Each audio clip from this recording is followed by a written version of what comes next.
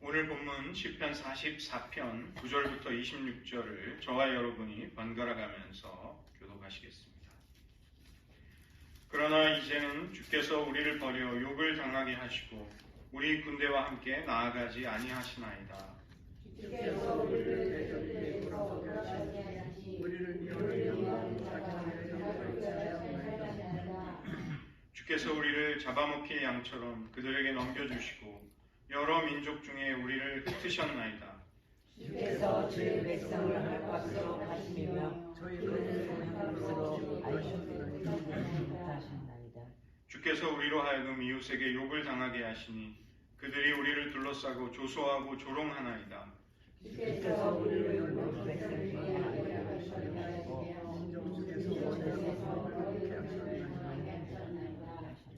나의 능력이 종일 내 앞에 있으며 수치가 내 얼굴을 덮었으니 나를 비방하고 욕하는 소리 때문이요 나의 원수와 나의 원수가 때문이라. 이 모든 일이 우리에게 임하였으나 우리가 주를 잊지 아니하며 주의 언약을 어기지 아니하였나이다. 우리의 마음은 죽지 아니하고 우리의 걸음도 주를 떠나지 아니하였으나 주께서 우리를 승냥이의 처소에 밀어넣으시고 우리를 사망의 그늘로 덮으셨나이다. 우리가 우리 하나님을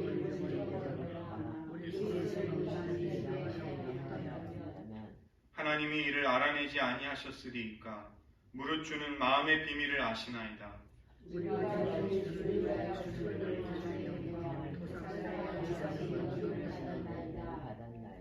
주여 깨소서 어찌하여 주무시나이까 일어나시고 우리를 영원히 버리지 마소서.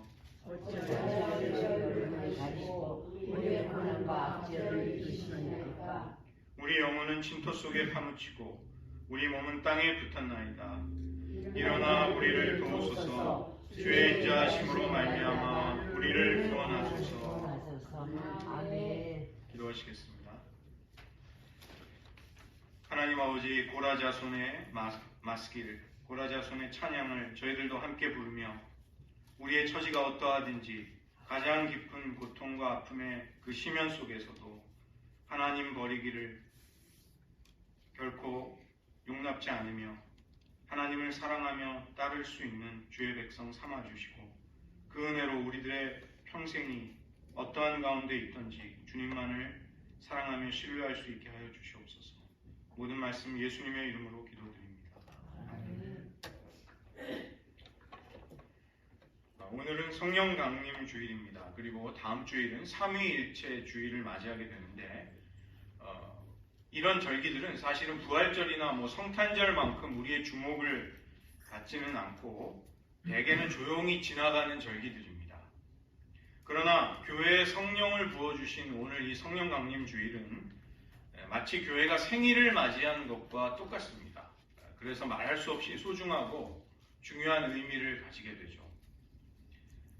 보혜사 성령님이 주님의 약속대로 우리에게 임하심으로 인해 우리는 예수님의 임재를 모시고 그분의 언약 백성을 이루고 그리스도의 몸을 이 땅에 세우게 된 것입니다.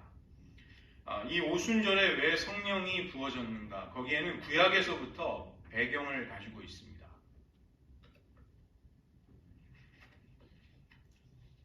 출애굽을 할 때 하나님은 애굽의 모든 초태생, 그 장자를 치는 10번째 재앙을 내리셨습니다. 그러나 이스라엘 백성은 어린 양의 피를 문 인방과 문 설주에 바르고 안전하게 구원을 경험했습니다. 히브리어로 페사흐, 이 패스오버, 넘어간다는 뜻이죠. 하나님의 심판이 그 6월절 밤 어린 양의 피가 칠해진 이스라엘의 집을 넘어갔습니다.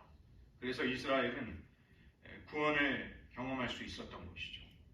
허리에 띠를 띠고 지팡이를 잡고 어린 양의 고기를 불에 구워서 쓴 나물과 함께 또 누룩을 넣지 않은 빵과 함께 급히 6월절 식사를 해야만 했습니다.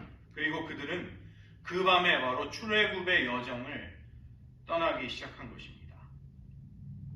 6월절로부터 일주일간 이스라엘 백성들은 무교절을 지키면서 누룩을 넣지 않은 고난의 떡을 먹고 하나님이 행하신 위대한 출애굽, 그들의 구원의 역사를 기억하곤 했습니다. 오순절은 이 6월절로부터 50일째가 되는 날입니다. 그리고 이날은 이스라엘 백성들이 보리를 추수해서 그 첫 열매를 하나님께 바치기도 했기 때문에 초실절, 첫 열매를 하나님께 바치는 절기, 이렇게도 불렸습니다. 구약 성서를 헬라어로 옮긴 70인역에는 이 오순절을 77절이라고 소개했기 때문에 모두 다 같은 말로 한 절기를 가리키는 것이죠. 오순절, 또 초실절, 77절 모두 같은 때입니다. 출애굽기 19장 1절에 의하면 이스라엘 백성이 애굽을 떠나서 시내 광야에 도착한 때가 3월 달이었습니다. 즉 6월절로부터 이제 50일의 시간을 보내고 도착하게 된 시내 광야. 이제 거기서 하나님은 율법에 하나님의 계명을 돌판에 써주셨습니다. 이스라엘 백성들은 거기에서 하나님과 언약을 맺고 그분의 백성이 되는 언약 체결식을 거행할 수 있었던 것이죠. 예수님은 이 6월절 양을 잡는 날에 십자가에서 우리의 죄를 위한 속죄 제물이 되셨습니다. 하나님과 우리 사이의 원수됨을 깨트리시는 화목의 제물로 십자가에 달리신 것입니다. 사흘 만에 부활하신 주님은 제자들에게 40일 동안 부활의 몸을 보이시고 감람산에서 많은 사람들이 목격하는 가운데 하늘로 올리우셨습니다. 어떤 하늘의 공중의 공간으로 올라갔다는 뜻이 아니라 이 지상의 시간의 질서 속에서 영원으로 들어가시고 하나님의 보좌 우편으로 높이 올리우셨습니다. 사도행전 1장 4절부터 5절을 보시면 예루살렘을 떠나지 말고 아버지의 약속하신 것을 기다리라는 예수님의 말씀이 나옵니다. 너희가 몇 날이 못되어 성령으로 세례를 받으리라. 제자들은 주님의 말씀에 순종해서 마가의 다락방에서 열심히 기도하였습니다. 열흘 동안 기도해서 오순절이 되었을 때 성령님이 주님의 약속대로 이 땅에 임하시고 그 하나님의 임재를 모신 교회가 탄생하게 된 것입니다. 하나님은 구약의 이스라엘 백성들에게 율법을, 즉 하나님의 진리의 말씀을 주신 날 신약의 교회 공동체에는 성령을 부어주셨습니다.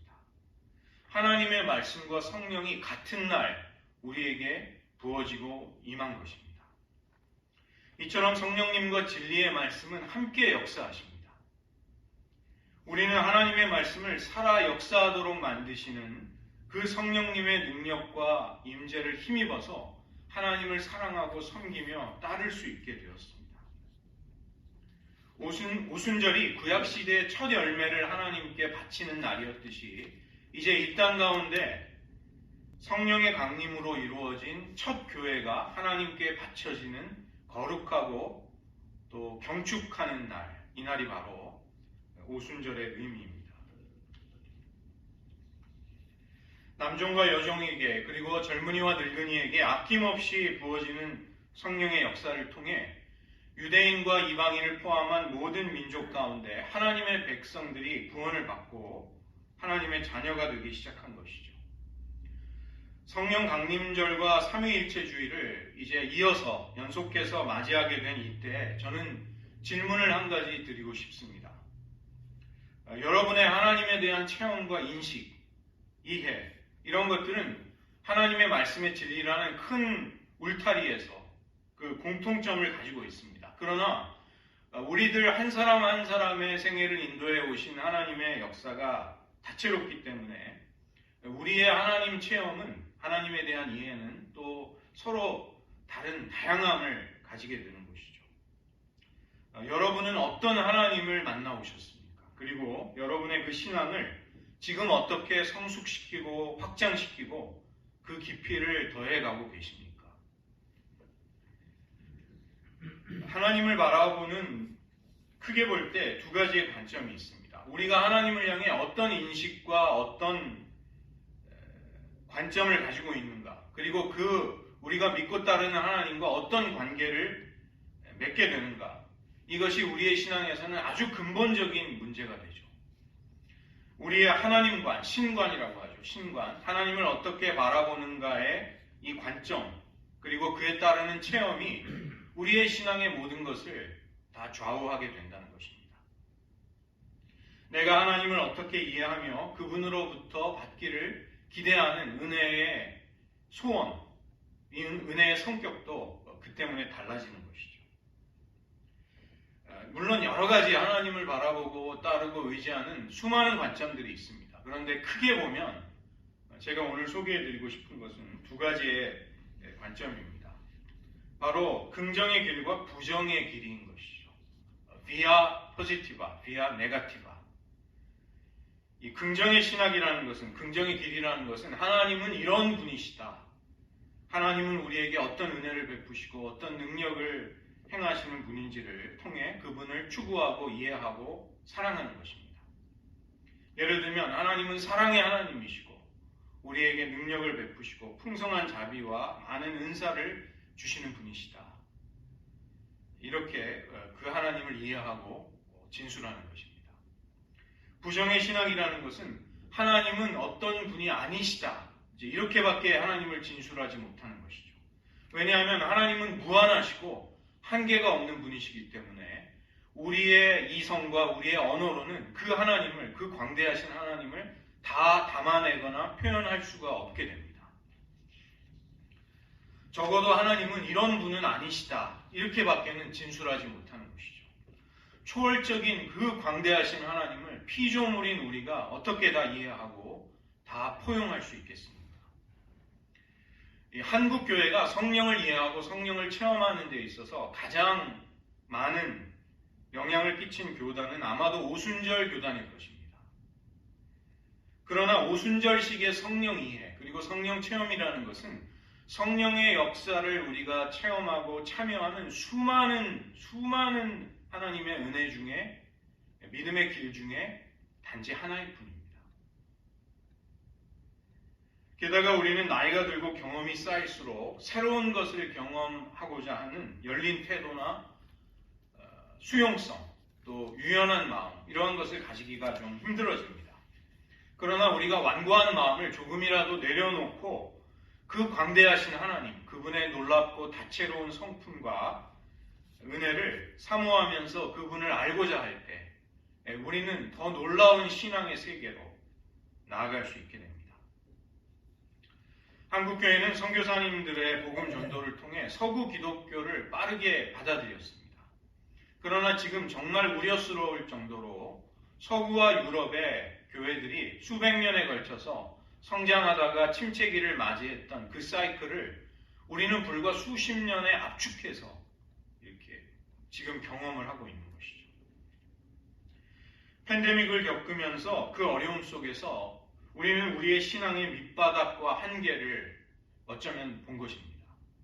그리고 우리가 우리 스스로 착각하고 있었던 우리의 실체가 드러나는 경험을 하게 되었습니다. 긍정의 길, 이 비아 포지티바, 긍정의 길은 하나님의 은혜와 복을 누리며 기뻐하는 것입니다. 부흥의 역사가 일어날 때 수많은 사람들이 하나님의 구원을 경험하며 우리는 감격하고 그 하나님을 송축하는 것이죠. 한국교회가 놀라운 성장을 하며 현대 선교의 기적이라고 불리고 있습니다.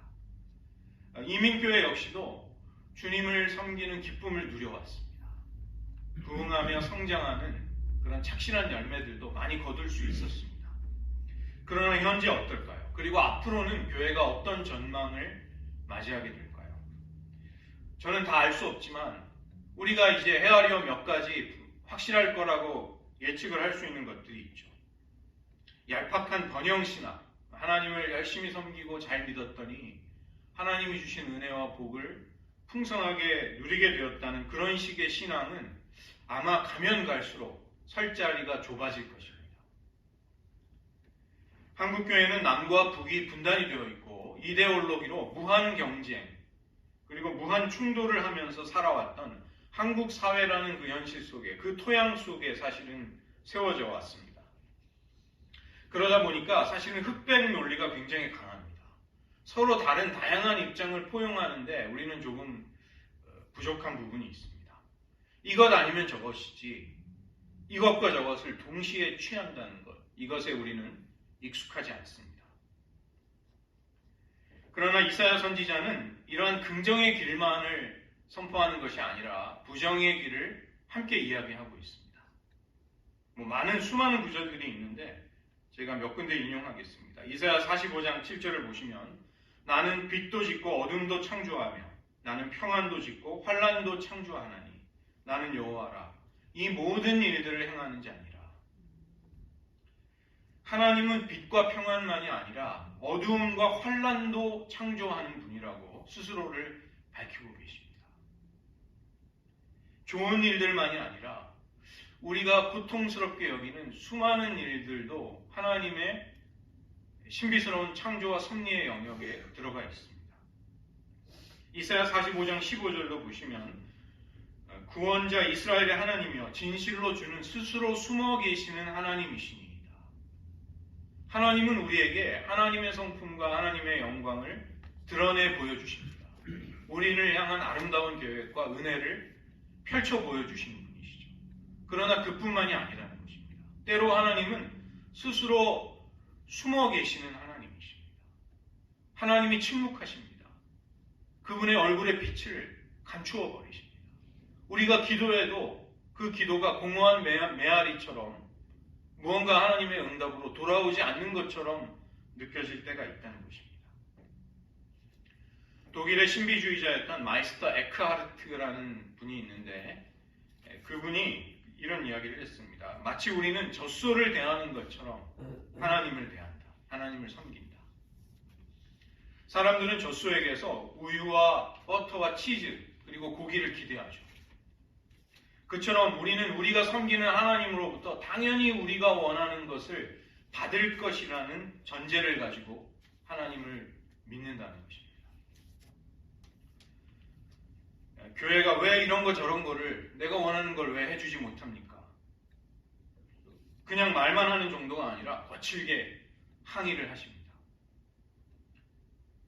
그것도 못 해주는 게 교회냐고. 이런 교회를 내가 다녀야 할까요? 내가 교회를 다녀주는 것이 내가 교회에 베푸는 페이버입니다. 호의와 특전입니다. 저는 그런 말도 들었습니다. 내가 필요로 하는 걸 나에게 주지 못하는 당신의 리더십을 나는 인정하지 못하겠습니다. 저는 물론 약점이 많고 부족한 사람입니다. 그런 이야기를 들어도 싸다. 저도 그렇게 생각합니다.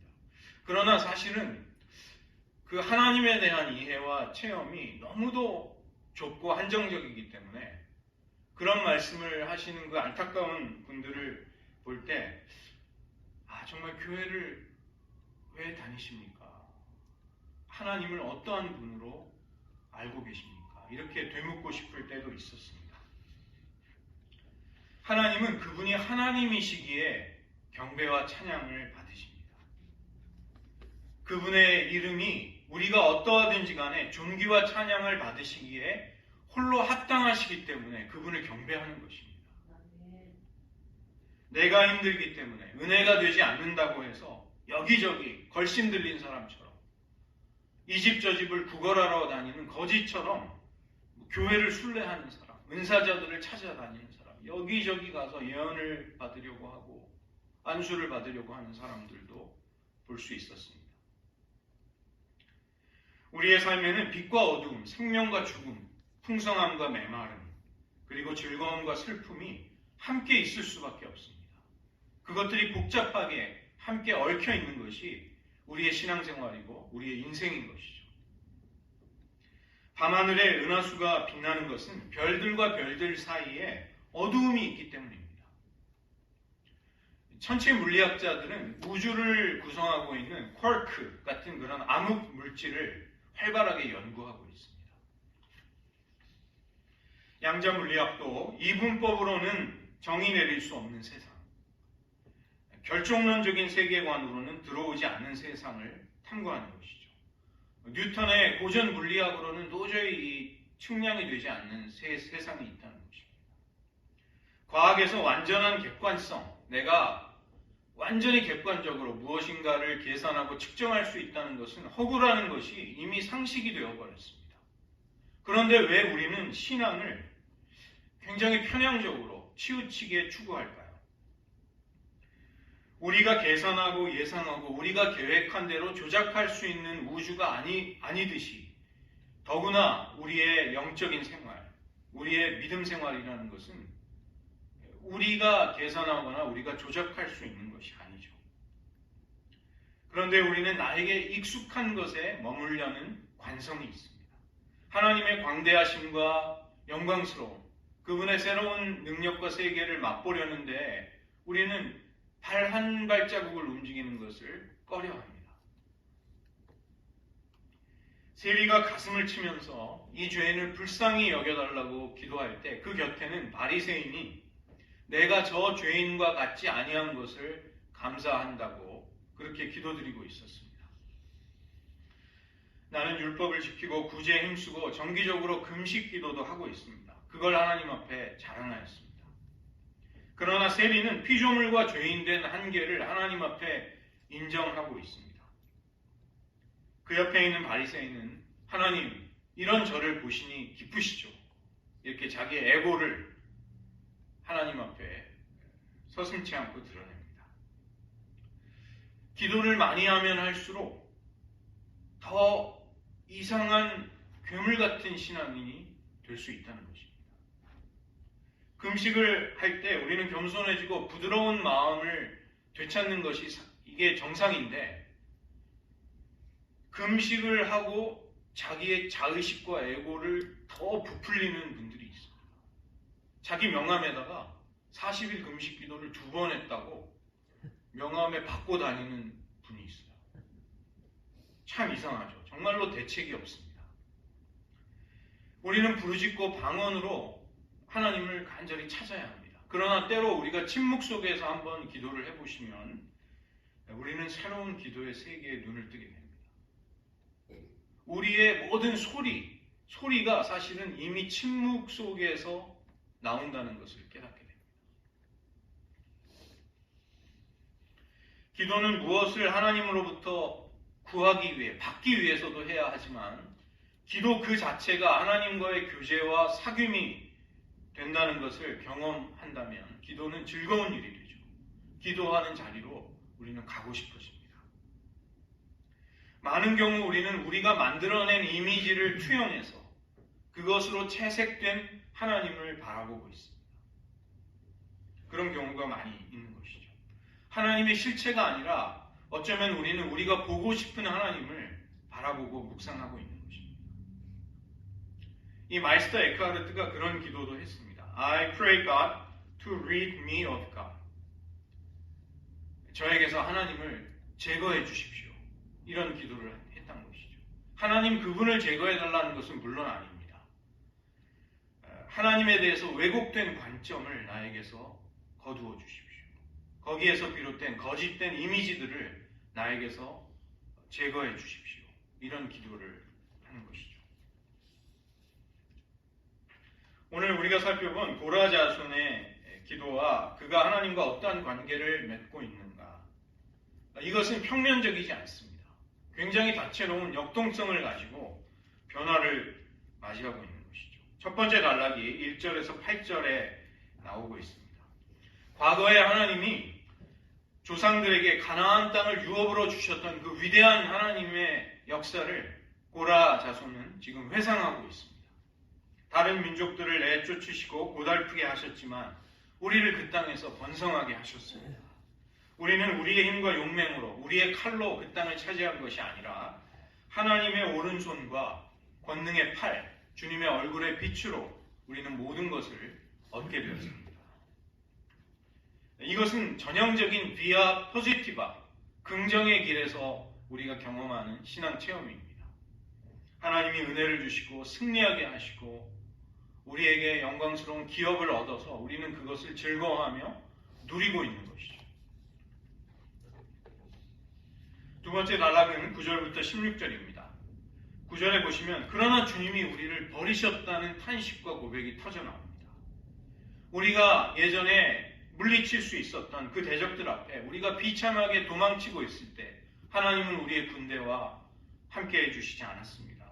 우리를 여러 민족 중에 흩어버리셔서 우리는 디아스포라가 되어버렸습니다. 우리를 말도 안 되는 헐값에 하나님은 팔아넘기셨습니다. 우리는 이웃에게 욕을 먹고 비웃음을 당하고 못 백성 중에서 이야깃거리가 되고 수치와 능욕이 우리의 얼굴을 덮고 있습니다.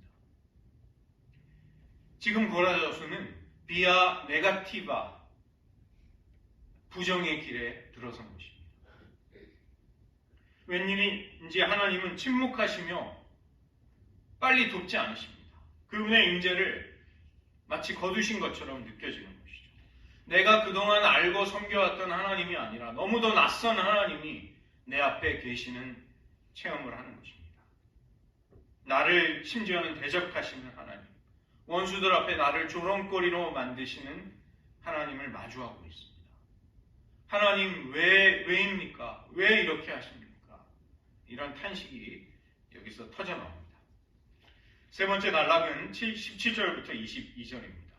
17절의 고백을 보시면 이 모든 일이 우리에게 임하였으나 우리가 주님을 잊지 아니하였고 주님의 언약도 어기지 아니하였습니다. 여전히 우리는 그 언약 가운데 거하고 있습니다. 우리의 마음은 우리가 당한 일과 우리를 괴롭힌 사람들로 인해 위축되지 않았고 약해지지도 않았습니다. 저희들은 변함없이 주님의 길을 걸어가고 있습니다. 주님은 마음의 비밀을 모두 아십니다. 저도 제 마음을 정직하게 성찰해 보았습니다. 주님을 향해 여전히 진실하다는 것을 하나님도 아실 것입니다. 저는 어떠한 중에도 하나님을 경외하며 사랑하고 의지하기를 포기하지 않겠습니다. 멈추지 않겠습니다. 이런 고백이 이어지고 있는 것이죠. 그러나 제 마음의 여전한 괴로움과 부담은 저를 잊어버리시고 내버려 두시는 것과 같은 관심을 쓰지 아니하시는 하나님 때문에 계속되고 있습니다. 저를 기억해 주십시오. 마지막 기도의 네 번째 단락이 23절부터 26절입니다. 이제 우리를 도와주십시오. 하나님 어찌하여 주무시고 계십니까? 제 어려움과 제 사정을 왜 외면하십니까? 주님의 얼굴을 가리신 채로 왜 우리를 주목하지 않으십니까? 우리를 버리지 말아 주십시오. 진토 속에 파묻히고 땅에 몸이 붙어버릴 정도로 괴로운 처지에 떨어진 우리를 돌보아 주십시오. 몸을 떨치고 일어나는 용사처럼 일어나셔서 우리를 도와주십시오. 주님의 인자하심, 언약의 신실한 그 헤세드를 통해서 우리를 구원해 달라는 기도를 하는 것이죠.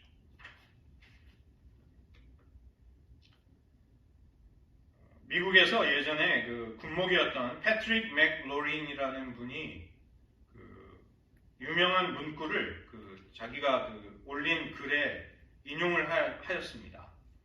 참호 속에서는 무신론자가 없다는 유명한 구절입니다. There are no atheists in foxholes. 루즈벨트 대통령도 인용했던 유명한 구절이죠.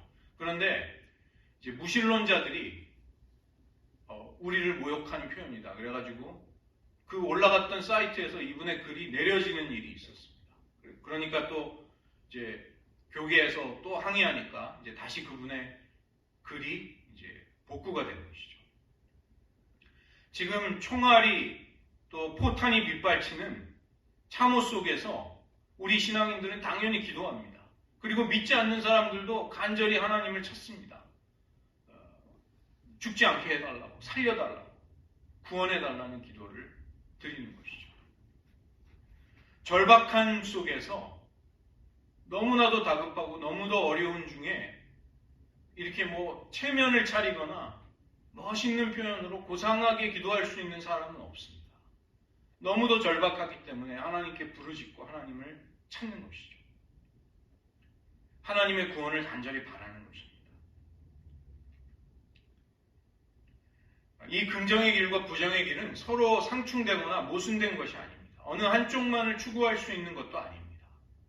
우리는 긍정의 길을 통해 우리를 도우시고 구원하시고 은혜를 베푸시고 풍성하게 하시는 하나님, 우리를 부욕해 하시는 하나님을 만나기를 힘써야 합니다. 그리고 또 부정의 길을 통해서 때로 마치 우리에게 침묵하시고 부재하시는 것과 같은 하나님, 우리의 간구에 즉시로 응답해 주시지 않는 것과 같은 그 하나님을 만날지라도 그 하나님이 우리로 하여금 수치와 어려움을 겪게 하실지라도 나는 이 모든 일 가운데에서도 이 모든 일이 임하는 가운데서도 주님을 잊지 않고 있습니다. 주님을 여전히 따르고 있습니다. 주님의 언약을 기억하고 있다는 그 고백이 우리는 여전히 나와야 하는 것이죠. 과거의 가나안 민족들을 다 내쫓으시고 아브라함에게 약속하신 땅을 주셨던 그 하나님을 고라 자손은 기억하고 체험하였습니다. 비아 포지티바의 이 달콤한 기억이 생생한데 갑자기 삶이 너무도 힘들게 바뀔 수 있는 것입니다. 그토록 의지하던 하나님이 우리를 버리시는 것과 같은 상황, 원수들에게 수치와 모욕을 당하며 우리를 팔아넘기고 흩어버리시는 상황도 올 수 있다는 것이죠.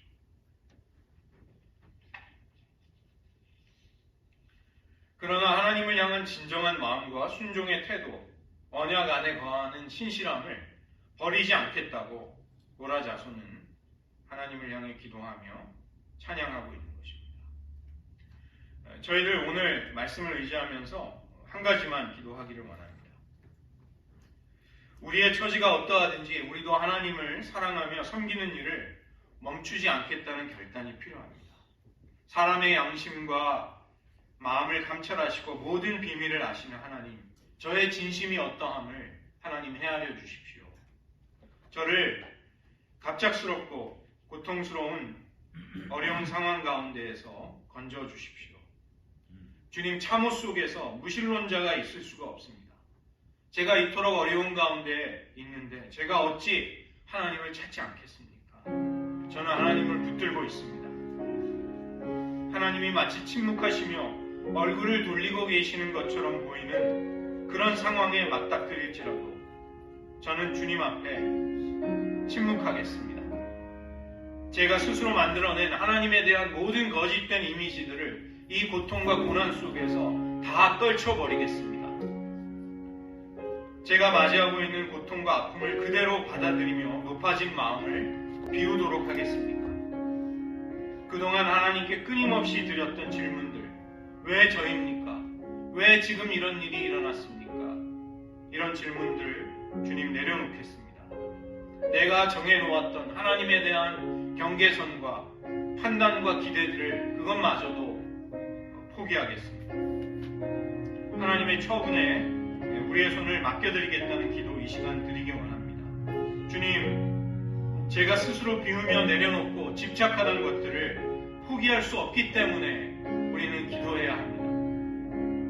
기도하며 하나님을 찾는 우리를 향한 주님의 얼굴의 빛을 다시 비추어 주시옵소서. 주님의 권능의 손을 우리에게 베풀어 주시옵소서. 우리가 긍정의 길 속에서 하나님을 만나든 부정의 길 가운데 하나님과 갈등을 겪고 있든 이 모든 일이 우리에게 임하였을지라도 우리는 주님을 잊어버리지 아니하겠나이다. 주님의 언약을 떠나지 아니하겠나이다. 한번 결단하시는 기도 잠시 드리겠습니다.